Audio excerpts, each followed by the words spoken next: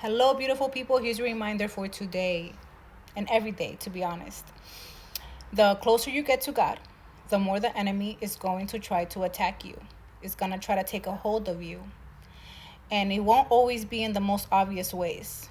We often believe that the enemy attacks in ways that we can catch it, in ways that are immediately harmful, but it's not always like that.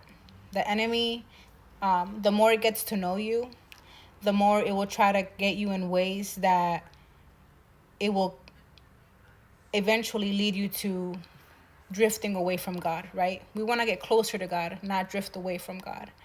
And the enemy is not going to do it, again, like I said, in obvious ways.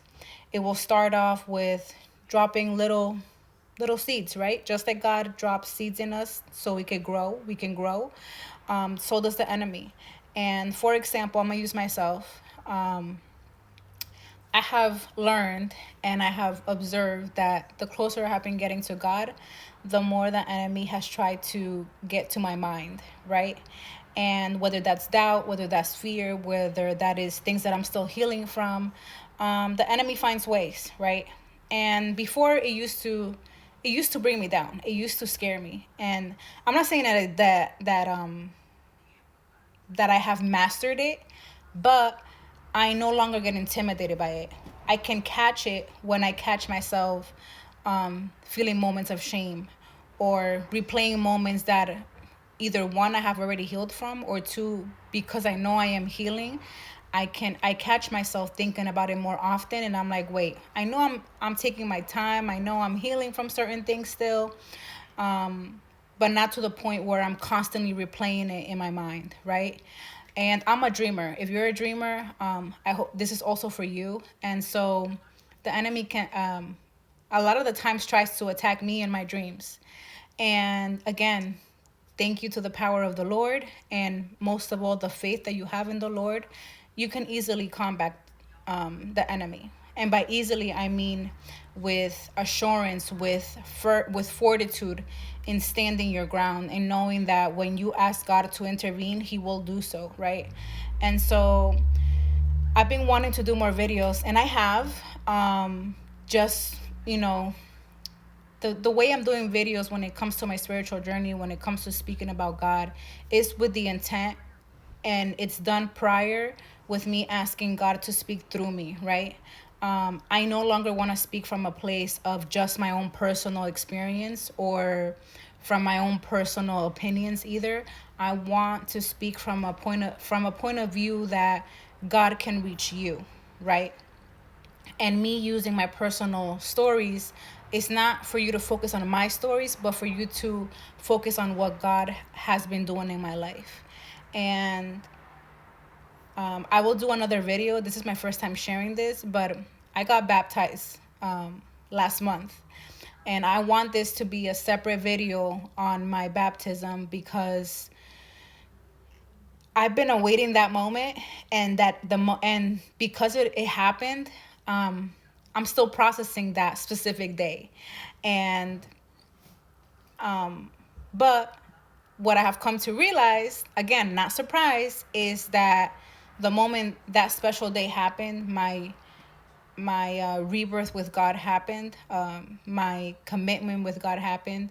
The enemy started placing, again, seeds of doubt, seeds of worry, seeds of shame, seeds of fear, seeds of I'm not enoughness, right?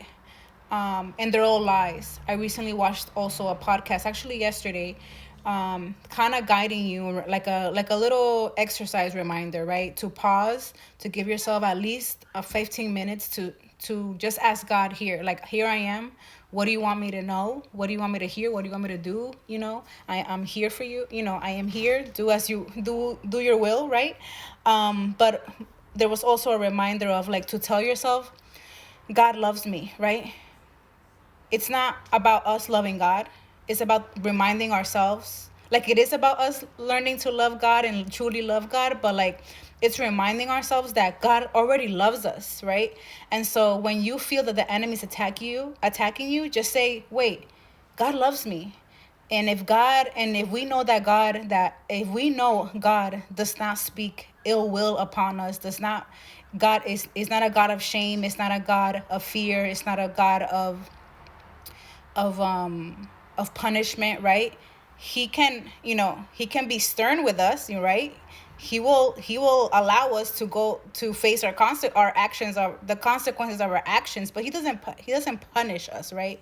um he loves us, right? He's a lovingly father, right? And so the moments that you feel like you're getting attacked by the enemy, because and I also want, like, there's a lot of things I'm saying now in this video, right? There's a lot of different points, videos I can make from, but there's a difference between knowing that you're getting attacked, knowing that it's also on you, and then knowing it's a mixture of both, right? And I'm starting to realize that too, that it's easy to say, oh, I'm getting attacked by the enemy's attacking me, the enemy's attacking me, but we still got to take accountability for our actions, right? We still got to take accountability for what we do, what we say, and how we move in life, right? And so I have come to the realization that there are parts in my life where I need to take accountability. Like, yes, the enemy may be using that opportunity to attack me more, but what did I do to also um, be in that area that doesn't feel pleasant, right? And so, but back to the fact that God loves us. God already loves us. So if you are having those moments where, again, moments of shame, moments of fear, moments of doubt, moments of unworthiness, of unenoughness, remind yourself, God loves me. And if you're starting to spiral down that road, down that darkness, remind yourself that that's the enemy trying to reel you in, right? So cut the cord. Understand that you only belong to God. God chose you. You're his child. And no matter how hard the enemy tries, as long as your faith is fully in God, your trust is fully in God, God is right there with you, right? Even when you think you're at your weakest point, God is right there with you, right? So remind yourself, God loves you. Have a beautiful day.